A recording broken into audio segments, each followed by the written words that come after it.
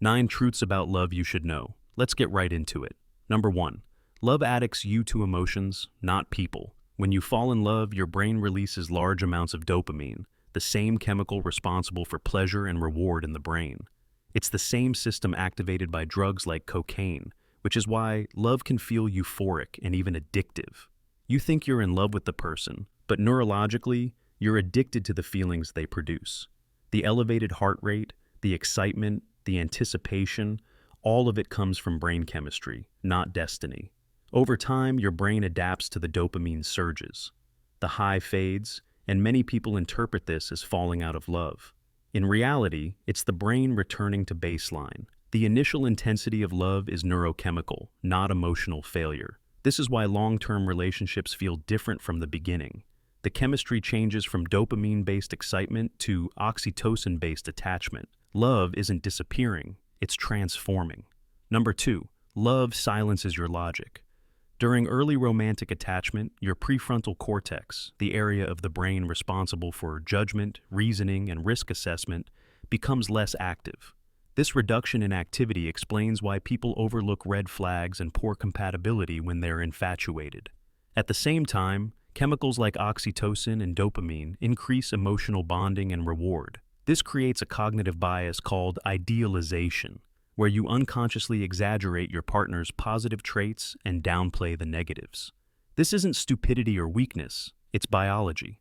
Your brain is temporarily reprogrammed to prioritize connection and reproduction over rational evaluation. Understanding this mechanism helps you see that love blindness isn't emotional failure, it's a predictable neurochemical process. Recognizing it allows you to make more balanced decisions about who you commit to. Number 3. Love can erase your identity.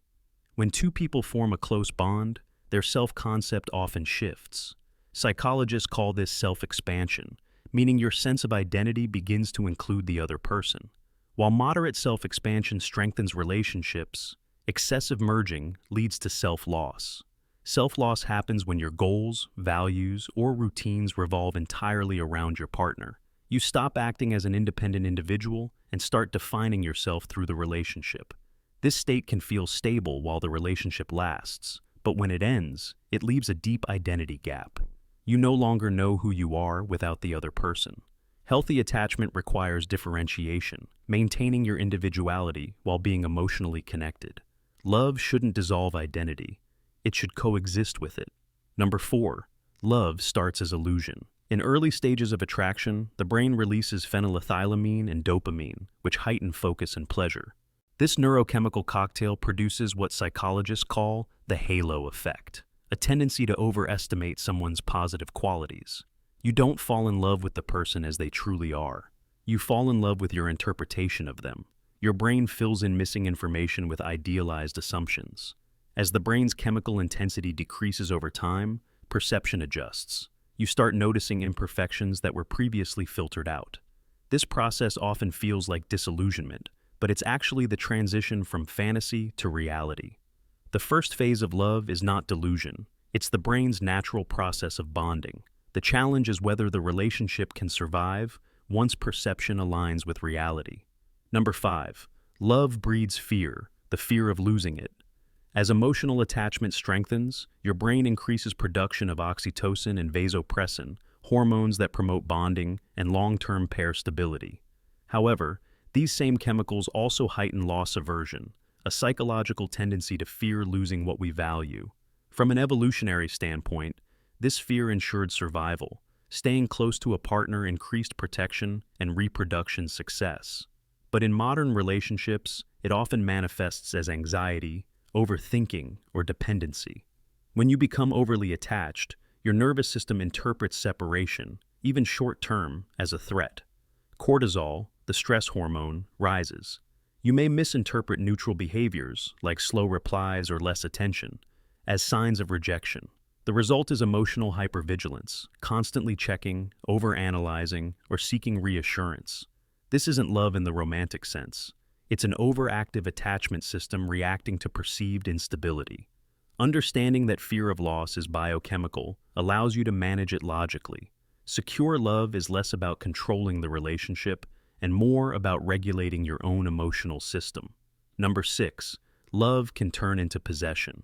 When attachment becomes excessive, it can activate the same neural circuits involved in reward and territorial behavior. The brain begins to associate the partner with ownership rather than connection.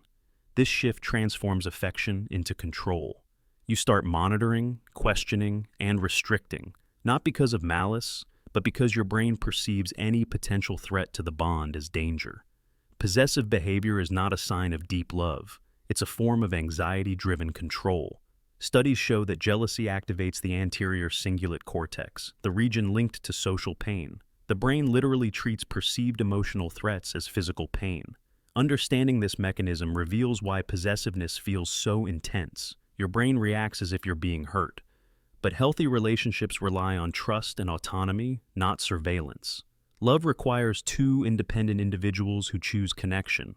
Once control replaces choice, attachment becomes coercion. Number 7. Love dies without effort. The neurochemical phase of romantic love, dominated by dopamine and norepinephrine, lasts approximately 12 to 24 months. After that, the body stops maintaining those elevated chemical levels because constant stimulation isn't sustainable. At this point, emotional connection depends less on chemistry and more on behavior. Consistent communication, empathy, and shared experiences activate oxytocin and endorphins, which sustain long-term affection and bonding. If these behaviors stop, emotional closeness deteriorates.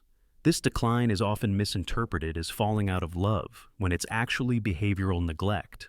Relationships require continuous maintenance, the psychological equivalent of physical exercise. Love isn't self-sustaining, it's a feedback system.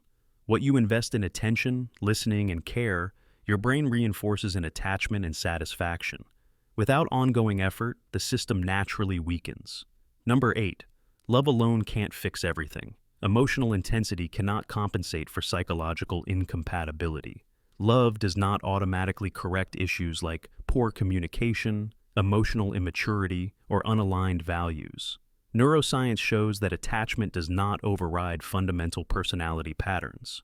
For example, individuals with high attachment anxiety or avoidance often repeat relational behaviors regardless of emotional depth. This means two people can love each other sincerely but still create an unstable system.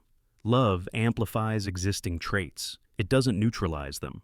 Healthy relationships require more than emotion. They depend on skills, emotional regulation, conflict resolution, and shared purpose. Without these, even strong affection can lead to burnout, resentment, or dependence. Sometimes, ending a relationship isn't a failure of love. It's a rational response to dysfunction. Number 9. Love isn't fate, it's choice. Contrary to popular belief, long-term love isn't driven by destiny or soulmates. It's sustained through repeated conscious decisions. Psychological research defines love not as a single emotion, but as a behavioral pattern involving commitment, trust, and cooperative problem-solving. The feeling of being meant for each other is largely a cognitive bias created by selective attention and confirmation. Your brain filters experiences to support the idea of compatibility. Over time, this perception strengthens attachment, but it's still built through action, not fate. Stable relationships are based on consistent micro-decisions, choosing to listen instead of react, to repair instead of withdraw, to remain patient when emotions rise. Each choice reinforces neural pathways associated with safety and bonding. When people stop making these choices, the system destabilizes. The decline of love isn't sudden, it's a gradual absence of small, intentional behaviors. Real love is maintained through daily cooperation between emotion and logic.